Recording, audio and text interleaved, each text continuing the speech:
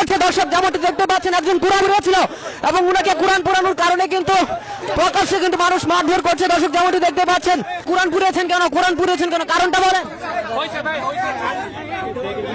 আমাদের পবিত্র আল কোরআন এটাকে পুড়ছে, দেখেন কিভাবে পুড়ছে।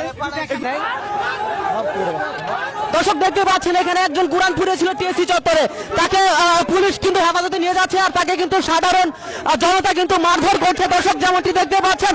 পুলিশের হেফাজতে কিন্তু আছে এবং তাদেরকে কিন্তু মারধর করছে দর্শক, যেমনটি দেখতে পাচ্ছেন। একজন কোরআন পড়েছিল এবং উনাকে কোরআন পড়ানোর কারণে কিন্তু প্রকাশ্যে কিন্তু মানুষ মারধর করছে দর্শক, যেমনটি দেখতে পাচ্ছেন।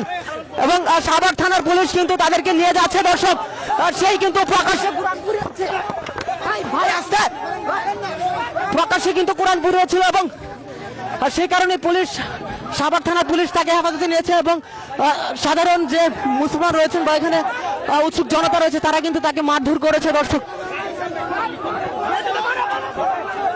দর্শক দেখতে পাচ্ছেন পরিস্থিতি বিপাকে চলে গিয়েছে। পুলিশ তাকে হেফাজতে নিয়েছে। একজন যুবক, সে কিন্তু প্রকাশ্যে টিএসসি চত্বরে কোরআন পড়েছে, তাকে কিন্তু প্রকাশ্যে সাধারণ মানুষ কিন্তু মারধর করছে দর্শক, নারায় তাকবীর দিয়ে কিন্তু তাকে মারধর করছে দর্শক, যেমনটি দেখতে পাচ্ছেন। পুলিশের গাড়িকে আটকে কিন্তু তাকে মারধর করছে দর্শক, যেমনটি দেখতে পাচ্ছেন। রাজধানী ঢাকার টিএসসি চত্বরে কিন্তু একজন কোরআন পড়েছে, তাকে কিন্তু সাধারণ জনতা আটকেছে এবং সাধারণ জনতা ধরেছে দর্শক, যেমনটি দেখছেন। পুলিশ কিন্তু তাদেরকে হেফাজতে নিয়েছে এবং তাকে শাহবাগ থানায় নিয়ে গেছে।